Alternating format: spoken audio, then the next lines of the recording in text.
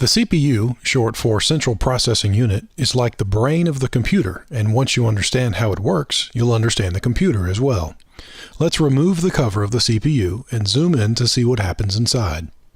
There are lots of different wires carrying information around the CPU. This particular CPU is called the 6502 and was used in computers like the Apple II and the Commodore 64, as well as in the original Nintendo Entertainment System. This simulation of the 6502 can be found online at visual6502.org. In every CPU, there is a particular wire that turns on and off at a steady rate to help keep everything in sync. That wire is called the clock, and the clock in this simulation is turning on about twice a second. Modern CPUs are measured in gigahertz, giga meaning billion and hertz meaning times per second. So the clock in modern CPUs turns on several billion times per second.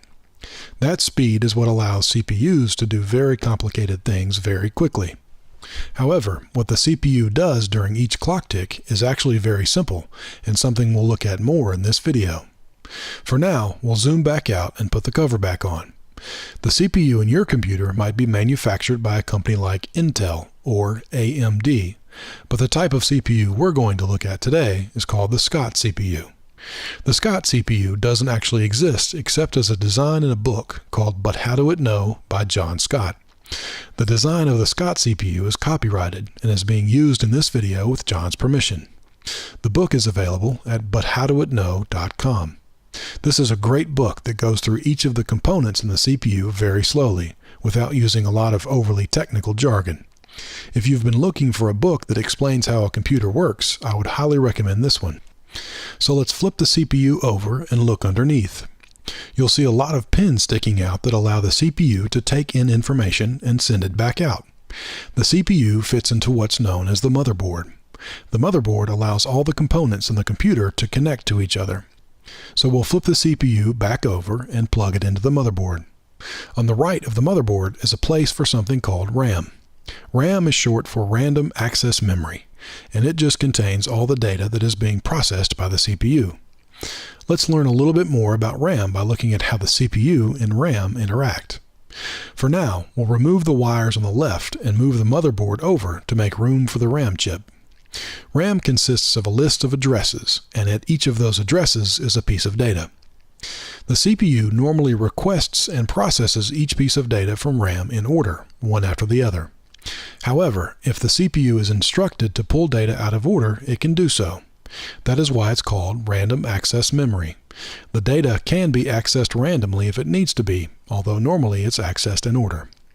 When the computer first starts running a program, it sends an address to RAM to begin retrieving that program. The RAM address just consists of a series of ones and zeros representing on and off wires. RAM doesn't do anything with that address though until the CPU also turns on the set or the enable wire. If the enable wire is turned on, RAM automatically sends whatever piece of data is at that address back to the CPU. That data is then processed by the CPU accordingly. Once the CPU is finished processing that piece of data, it then sends another address to RAM, turns on the enable wire, and gets the next piece of data from RAM. This process happens over and over again inside the computer. If the CPU needs to save data to RAM, it outputs an address, outputs some data, and then turns on the set wire. The RAM will then overwrite the data at that address with the new data. But what is that data inside RAM? Because it just looks like a bunch of ones and zeros. Well, it's made up of different things. Some of the most important pieces of data in RAM are the instructions. Instructions just tell the CPU to do different things. There are also numbers inside that data. These are numbers that you might want to add together, compare, or simply process in some way. Another thing, and this is kind of weird, that is in the data is addresses. At particular memory addresses in RAM, the data itself is also an address. These addresses can be used for various things. For instance, if you want to output a number to an external device, you have to know the address of that particular device. Do you want to send data to the printer, or do you want to send it to the monitor, for instance? There are also letters stored in RAM. If you want to show some text on the screen, you would actually store it as a bunch of ones and zeros in RAM. Each letter is stored as a particular combination of ones and zeros according to a character code. These character codes are arbitrary. Someone just decided that this is a lowercase a and this is an uppercase G, for instance. So that's what's actually in the data inside RAM. Now let's go back to seeing the data as just a bunch of ones and zeros. And we'll now move the RAM chip into the RAM socket on the motherboard. We'll then group the RAM addresses and data together, pull the CPU out of the motherboard, and look at what's called the instruction set of the CPU. As we saw earlier, some of the pieces of data in RAM are instructions, and each CPU has its own set of instructions that it understands. So there might be a load instruction, which loads a number from RAM into the CPU. After a couple of these load instructions, there might be an add instruction that adds these two numbers together. After an add instruction might be a store instruction, which saves the result of that addition back out to RAM to be used later on. There might also be a compare instruction after some load instructions, which compares two numbers together to see which one is larger or if they are the same. The compare instruction can be very useful when used in conjunction with what's called a jump if instruction. As we saw earlier, the CPU generally requests each piece of data from RAM in order one after the other. Sometimes, though, the programmer wants to jump to an out-of-order RAM address to process some other instructions in memory. The jump if instruction checks to see if a certain condition is true before it jumps. It uses the results of the compare instruction to make this decision. There is also a regular jump instruction that jumps no matter what. Finally, there is an out instruction and an in instruction. These will output data to an external device like a monitor, or input data from an external device like a keyboard. These two instructions are often used in conjunction with an address, like we talked about earlier. There are some other instructions in a CPU's instruction set, but these are some of the more commonly seen ones. So as we saw, the data in RAM consists of things like instructions, numbers, addresses, and letters. So let's go through a program that would use this instruction set to play a guessing game. So it would load a number like 9 into the CPU. Let's say that the programmer decided that that was the right answer, so he went ahead and put that number into RAM.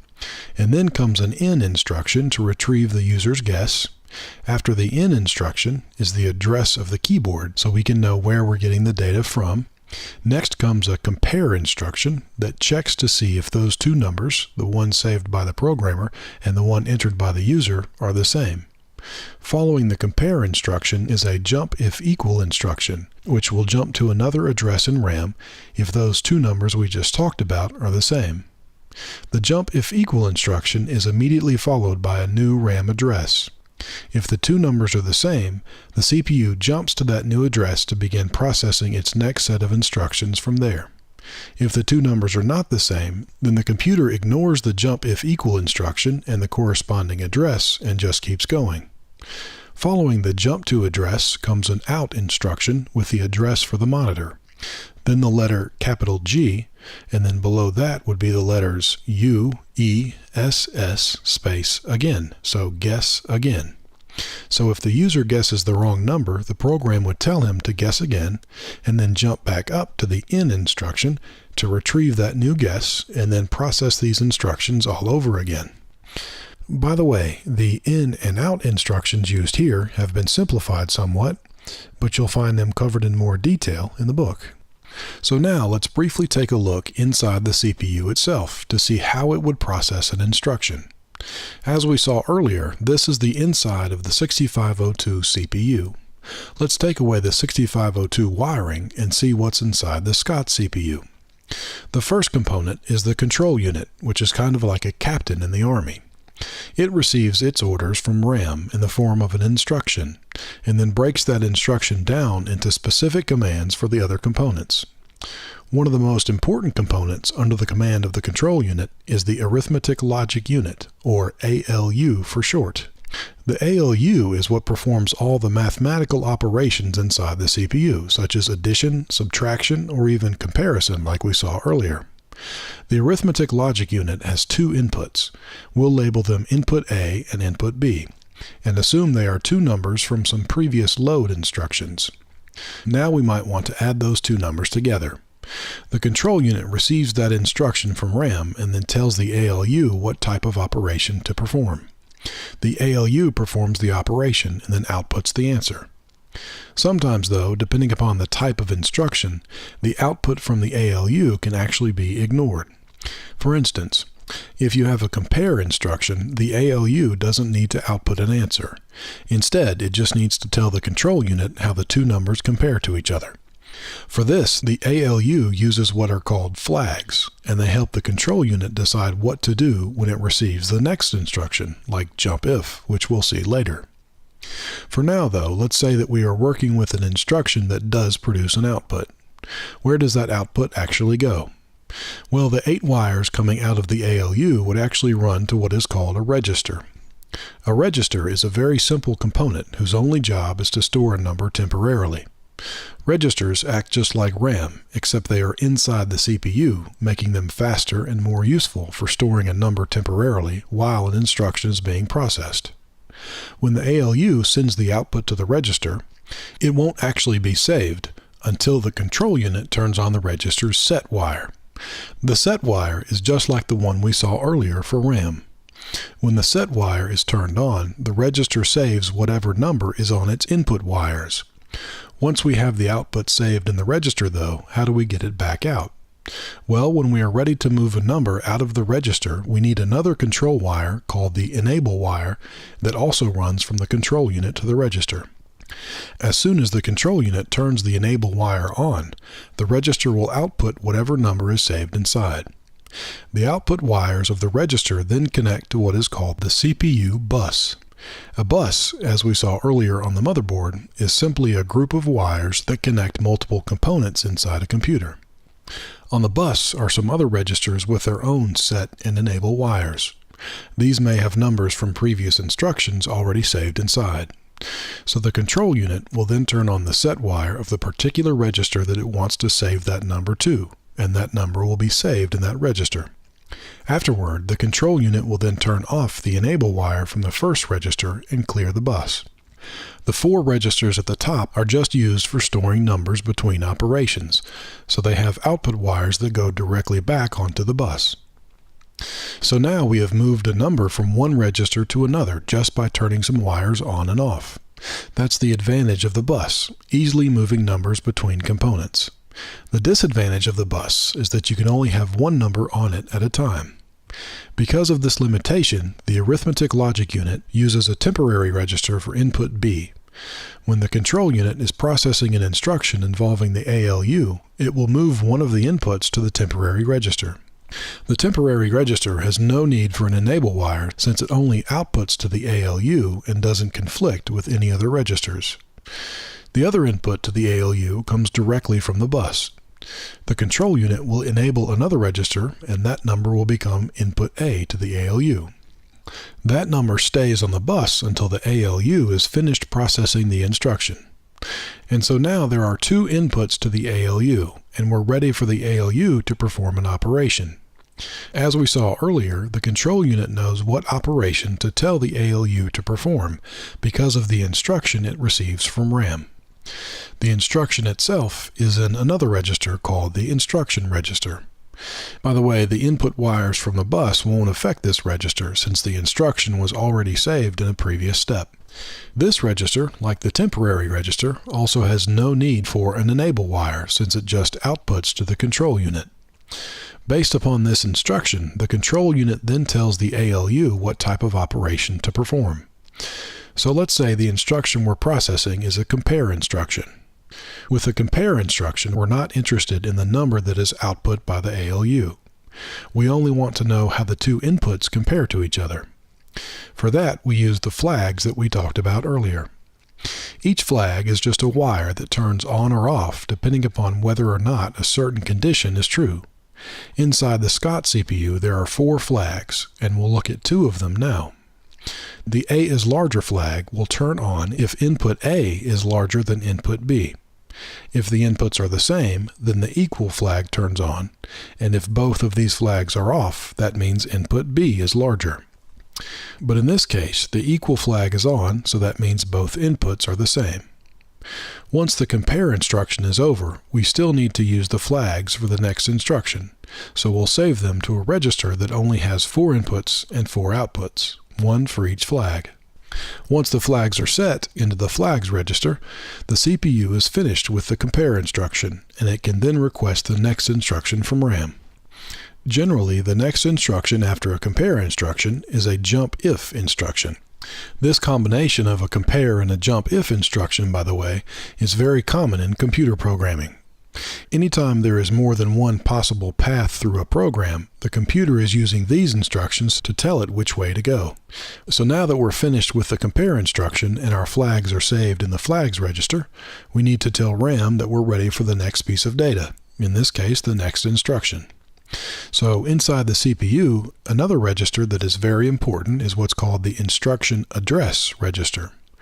The CPU uses this register to know where the next instruction should come from in RAM. When the CPU is ready for the next instruction, it enables the instruction address register onto the bus. Eventually, the instruction address will flow to RAM, but it doesn't get there directly. There is an intermediary register called the memory address register, whose only job is to tell RAM what memory address the CPU wants next, since it won't always be an instruction. Once the instruction address is set into the memory address register, it is automatically sent to RAM since the memory address register doesn't have an enable wire. The control unit then turns on the enable RAM wire, and RAM automatically sends back the data at that address, which in this case is an instruction.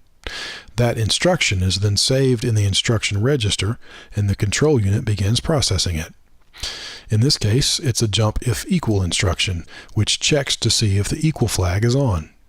It does that by running one of its wires and the equal flag wire into an AND gate. If both inputs to the AND gate are on, then the output wire turns on as well. This output wire will then trigger the jump. That jump eventually retrieves the next piece of data from RAM, which happens to be an address, and move it into the instruction address register. When the jump if equal instruction is over, the CPU then processes the instruction at that new address. At that new address may be some instructions that output the text "you guessed correctly" onto the screen, because now we know that the user guessed correctly. So we'll add the final 4 wires to our CPU, which are used to control the external devices like the monitor and the keyboard. We now have a nearly complete picture of what the Scott CPU looks like. Data moves around inside the CPU using the bus and is stored in each register according to how that data is going to be used. Each instruction that we have seen can be processed by the Scott CPU in about 6 clock ticks. Modern CPUs can process multiple instructions per clock tick, meaning that the computer you're using to watch this video is likely processing tens or even hundreds of billions of instructions per second. That phenomenal speed is accomplished by using more than one of each component and making sure that all the components are active as much as possible. This makes modern CPUs much more complicated than the Scott CPU, but they are still fundamentally doing the same things as the Scott CPU. So now let's zoom back out and we can see all the wires that run back out to the pins on the chip.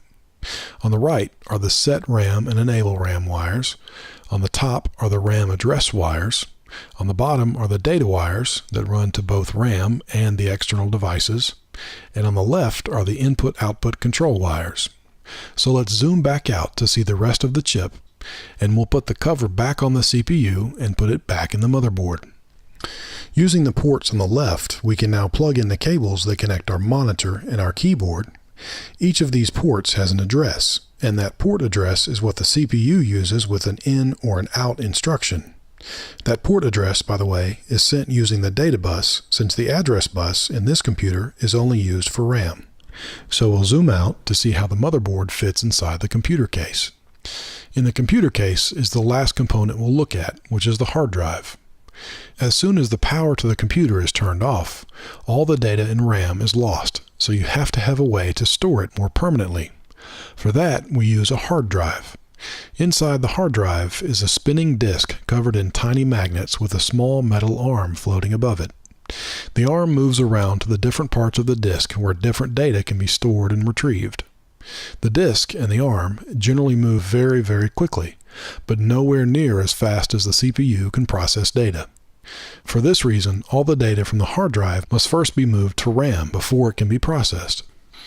So we'll put the hard drive back inside the computer and zoom out. Here we can see the program we just ran and the message telling the user that he guessed correctly.